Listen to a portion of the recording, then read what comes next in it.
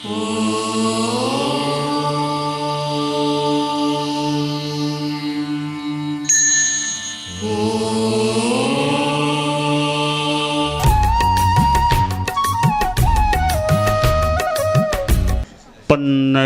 च सुरेन्द्रे च कौशिके पाद संस्पृशि निर्विशेष मनस्काय श्री वीरस्वामिने नमः। आर्हत वाङ्मय में कहा गया है, मानम मद्दवया जिणे। आदमी के भीतर एक अहंकार नाम की वृत्ति होती है और वह वृत्ति न केवल आदमी में अन्य प्राणियों में भी होती है। 4 कसायों के अंतर्गत एक कसाय है मान, और इस अहंकार के कारण आदमी कष्टापतित भी बन जाता है और लाभ से वंचित भी रह सकता है। अहंकार को कैसे जीते? शास्त्रकार ने कहा, मद्दवया, मार्दव के द्वारा, मृदुता के द्वारा अहंकार को जीतना चाहिए। संस्कृत में कहा गया, यदा किंचिद्योऽहं द्वीप इव मदान्धः समभवम् तदा सर्वज्ञोऽस्मीत्यभवदवलिप्तं मम मनः। यदा किंचिद बुद्धजनसकाशादवगतं तदा मूर्खोऽस्मीति ज्वर इव मदो में व्यपगत है। एक आदमी सोचता है,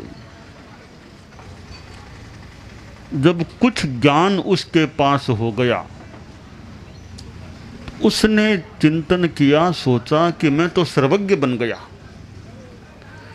हाथी की तरह उन्माद युक्त बन गया। आदमी में ज्ञान का भी अहंकार आ जाता है, तपस्या का भी अहंकार आ सकता है, सत्ता का भी अहंकार आ सकता है, जाति कुल का अहंकार हो सकता है, रूप, मेरा रूप बड़ा अच्छा है, इस बात का भी अहंकार हो सकता है। तो ज्ञान कुछ हो गया और आदमी यह सोचने लगा कि मैं कितना बड़ा ज्ञानी बन गया हूं। अहंकार आ गया, पर बाद में और बड़े बड़े ज्ञानियों का संपर्क हुआ, उनके ज्ञान को देखा, तब पता चला, अरे मैं तो मूर्ख आदमी हूं काफी अंशों में। यह मूर्खता का भान हुआ, तब उसका अहंकार का ज्वर उसी प्रकार उतर गया जैसे कुनेन से मलेरिया उतर जाती है संभवतः। तो ज्ञान वैसे तो पवित्र चीज है, दुनिया में ज्ञान से बढ़कर कोई पवित्र चीज नहीं है, ज्ञान के समान दूसरी कोई चीज नहीं है। इतनी पवित्र चीज है ज्ञान, पर वह भी आदमी के अहंकार का कारण बन जाती है। परम पूज्य गुरुदेव तुलसी के पास ज्ञान था, मैंने देखा उनमें प्रतिभा, प्रज्ञा थी, प्रतिभा थी, स्फुरना थी उनमें ज्ञान की। संभवतः उनको समय तो कम मिलता होगा ज्ञान की आराधना का, क्योंकि इतना बड़ा संघीय दायित्व उन पर था। लंबे काल तक, करीब 6 दशकों तक उन्होंने तेरा पंथ का सर्वोच्च नेतृत्व संभाला। सर्वोच्च नेतृत्व 22 वर्ष की लगभग अवस्था में आचार्य बन गए और 83वें वर्ष में उनका महाप्रयाण हुआ। हालांकि अंतिम वर्षों में उन्होंने आचार्य पद का विसर्जन परित्याग कर दिया था, फिर भी गणाधिपति के रूप में थे। तो इतना एक संघ संचालन का कार्य संभालने वाले व्यक्ति, इतने लोगों से मिलना, सेवा कराना, बात करना, नेताओं आदि से संपर्क करना, साधु साधियों की व्यवस्था करना, किस साधु को किसके साथ नियोजित करना, किसको अग्रणी बनाना, किसको कहाँ भेजना, किसका कहाँ चतुर्मास कराना, कितने काम थे। इतने कार्यों को वे संभालने वाले, फिर भी उनमें ज्ञान की इतनी स्फुरना तो हालांकि प्रतिभा से होती है, वो दायित्व संचालन का हो न हो, स्फुरना तो हो सकती है। स्फुरना भी थी और उन्होंने ज्ञान अर्जन का प्रयास भी किया था। मुनि अवस्था में करीब 11 वर्षों तक वे रहे। कितने हजारों गाथाएं उन्होंने कंठस्थ कर ली थी, हजारों गाथाएं। तेरा पंथ के सिद्धांतों का ज्ञान उनके पास, संस्कृत का कितना ज्ञान उनके पास, और प्रवचन करना तो प्राय उनका नित्य क्रम था। नित्य क्रम सा था उनका प्रातः काल का प्रवचन करना। यात्राएं की तो यात्राओं में भी प्रवचन करते थे। तो एक ज्ञान का हमारे देखने में उदाहरण आचार्य तुलसी थे। श्रीमद जयाचार्य हमारे धर्म संघ के चौथे आचार्य हुए। उनको तो हमने देखा नहीं है, थोड़ा उनको तो पढ़ा है। उनका ज्ञान कितना था, कितना आगमों का ज्ञान उनके पास था। भगवती जैसा आगम, उस पर राजस्थानी भाषा में राग रागिणियों में जोड़ की रचना करती है। कितने खंडों में विशाल काय भगवती की जोड़ का ग्रंथ प्रकाशित हो चुका है। बहुत बड़ा काम। कितने कितने ग्रंथों का निर्माण, तात्विक ग्रंथों का निर्माण उन्होंने कर दिया। भ्रम विध्वंसनम, प्रश्नोत्तर तत्वबोध, संदेह विष औषधि, जुनाज्ञा मुख मंडन, कुमति विहंडन, कितने कितने ग्रंथ ऐसे, यानी अनेक ग्रंथ उनके जयाचार्य प्रवर के। लाखों गाथाओं प्रमाण उनका साहित्य राजस्थानी भाषा में। इतने बड़े राजस्थानी भाषा के साहित्यकार, बहुत बड़े साहित्यकार थे राजस्थानी भाषा के। राजस्थानी भाषा की समृद्धि संवर्धन में जयाचार्य का बड़ा योगदान है। आचार्य भिक्षु को हम देखें, उनके पास कितना ज्ञान था, कितना तत्व ज्ञान था, कितना आगम का ज्ञान था, कितना साहित्य उनका भी आज हमें राजस्थानी भाषा में मिलता है। हमारे प्रथम गुरु थे आचार्य भिक्षु। आचार्य महाप्रज्ञ जी जो निकट अतीत में हुए हैं, हमारे धर्म गुरु थे, धर्माचार्य थे, तेरा पंथ के 10वें अधिशास्ता थे। कितना ज्ञान उनके पास था। संस्कृत का तो कितना ज्ञान, कैसे विद्वानों के बीच उनका संस्कृत में आशु कवित्व आदि जो भी हुआ, कितना संस्कृत का ज्ञान था। आगमों का कितना ज्ञान, कितना संपादन, अनुवादन, टिप्पण लेखन आदि आदि जो कार्य जो भी उन्होंने किए हैं, विशाल कार्य उन्होंने किया है। कितना साहित्य उनका प्राप्त होता है आचार्य महाप्रज्ञ जी का। प्रेक्षा ध्यान के योग के संदर्भ में, जैन दर्शन के संदर्भ में कितना साहित्य उनका है, तो कितना ज्ञान था। आदमी को ज्ञान का घमंड नहीं करना चाहिए। ज्ञान का क्या घमंड? ज्ञान तो पवित्र चीज है, हमें मिली है, सरस्वती हमें प्राप्त हुई है। तो ज्ञान के साथ अहंकार विलय भी होना चाहिए। विद्या विनयेन शोभते, विनय से विद्या शोभित होती है। आदमी विद्यावान हो, साथ में विनयवान हो। विद्या का आभूषण है विनय।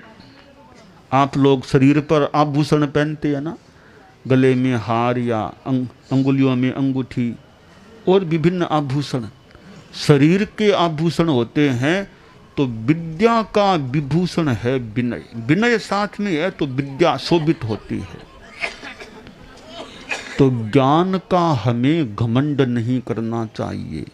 घमंड पैसे का भी आपको नहीं करना चाहिए। आप लोगों के पास पैसा भी हो सकता है, आप गृहस्थों में करोड़ों करोड़ों की संपत्ति वाले लोग मिल सकते हैं। तो पैसा है, ठीक हो सकता है, पैसा भी पुण्य का योग साथ में जुड़ा हुआ हो सकता है। तो पैसा मिला है, लक्ष्मी मिली है, तो उसका भी घमंड नहीं करना चाहिए। तो न पैसे का घमंड, न ज्ञान का घमंड। रूप का भी घमंड नहीं। रूप अच्छा मिल गया, अच्छा सुंदर सुंदर चेहरा है। एक आदमी का चेहरा काला और भद्दा ऐसा मान लो हो, हालांकि काला होना ऐसे तो क्या बुरी बात है, काला होना क्या बुरी बात है, सांवरा होना क्या बुरी बात है। भिक्षु स्वामी सांवरे थे। सांवरियो मारे रो रो रम्यो है, सांवरियो मारे रो रो रम्यो है, पल पल क्षीण क्षीण स्मृति सरसा। स्वामी भीखण जीरो नाम आठूं, मंत्राक्षर है नाम स्वामरो, मंत्राक्षर है नाम स्वामरो, सरल पंथ है परम धाम रो, सरल पंथ है परम।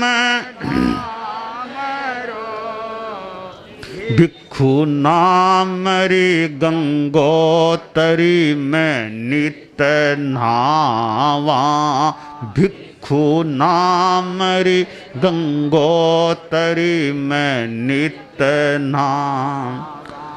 स्वामी भीखण जीरो नाम आठूं याम, बाबलियरो उपकार किया भू। तो चेहरा काला है यह कोई बहुत बुरी बात नहीं है। आदमी में ज्ञान कितना, आदमी में साधना कितनी, वो खास बात है। तो चेहरे का थोड़ा मूल्य तो मान लो हो सकता है। कोई शादी करनी हो तो चेहरा भी थोड़ा देखना पड़े, चेहरा कैसा है, शादी करनी हो तो थोड़ा मूल्य चेहरे का भी हो सकता है। तो ज़्यादा मूल्य ज्ञान का है, ज़्यादा मूल्य साधना का, ज़्यादा मूल्य व्यवहार कौशल का है। चेहरा बहुत बढ़िया, व्यवहार में बार बार गुस्सा करता है। गुस्सा करने वाले का गोरा चेहरा भी बढ़िया नहीं लगता है।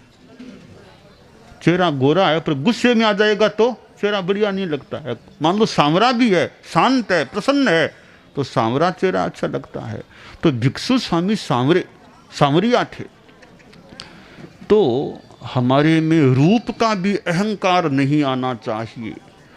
तो अहंकार से हम बचने का प्रयास करें, और अहंकार है थोड़ा ज़्यादा, उसको कम करने का, क्षीण करने का प्रयास करें। अभिमानम सुरापानम गौरवम घोर रौरवम प्रतिष्ठा सूकरी विष्ठा त्रयम त्यक्त्वा सुखी भवेत्। अभिमान तो मदिरा पान है। ये गौरव यानी गर्व या जो भी गलत रूप में है गर्व गौरव, वह भी घोर रौरव नरक के समान, घोर नरक के समान। प्रतिष्ठा की भावना या प्रतिष्ठा सुवरी की विष्ठा के समान। इनकी आकांक्षा आदमी को नहीं करनी चाहिए। आदमी को आकांक्षा करनी चाहिए अच्छा काम करने की। नाम की आकांक्षा ज़्यादा नहीं करके काम बढ़िया काम करूं, यह भावना हमारे में होनी चाहिए। काम बढ़िया करेंगे, नाम होगा नहीं होगा क्या खास बात है। नाम कितनों का चला है दुनिया में। आज से लाख वर्ष पहले कितने लोग हुए होंगे, आज किन का नाम हम जानते हैं, कितनों का नाम हम जानते हैं। लाख वर्षों के बाद आपका और हमारा कितना कौन नाम जानेंगे, भगवान जानते हैं। कितनों का नाम चलेगा। लोग कहते हैं अमर रहेगा, लोग नाम अमर रहेगा। अरे नाम किसका कितना अमर रहेगा भगवान जाने। जब तक सूरज चांद रहेगा नाम अमर रहेगा। सूरज चांद रहेगा तब तक तो कितनों का नाम चलेगा। थोड़े समय भले नाम किसी का चल जाए या किसी का लंबे काल भी चल जाए, तो नाम चले न चले, काम जितना कर सके हमें बढ़िया करना चाहिए। तो यह जीवन तो आखिर सीमित है हमारा। जीवन कोई अनंत काल का तो है नहीं, सीमित है। तो सीमित जीवन काल में अच्छा काम करने का प्रयास करना चाहिए और काम करते हुए काम करके अहंकार नहीं आए, यह खास बात हो तो बढ़िया बात है। हमने किसी की सेवा कर दी, आपने किसी की सेवा कर दी, नेकी कर कुएं में डाल। किसी का भला कर दिया तो गिनाओ मत, मैंने तेरा यह किया, मैंने तेरा यह। अगर कर दिया तो अच्छी बात कर दिया आपने, अब बार बार उसको गिनाना क्या कि मैंने किया मैंने किया। नेकी कर कुएं में डाल। अच्छा काम किया, किसी का उपकार किया, किसी का भला किया, अब उसको भूल जाओ। हमने कर दिया, भूल जाओ। गतम न सोचा कृतम न मन्ये।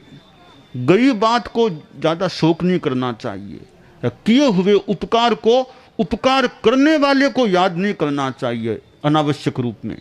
हाँ, जिस पर किया वो भले याद करे कि मेरे पर उपकार किया, वो भले याद करे। जिस पर उपकार किया उपकृत भले याद करे, उपकारी को ज्यादा याद नहीं करना चाहिए, गिनाना नहीं चाहिए भी मैंने किया मैंने किया। गलत रूप में उसको याद नहीं करना चाहिए।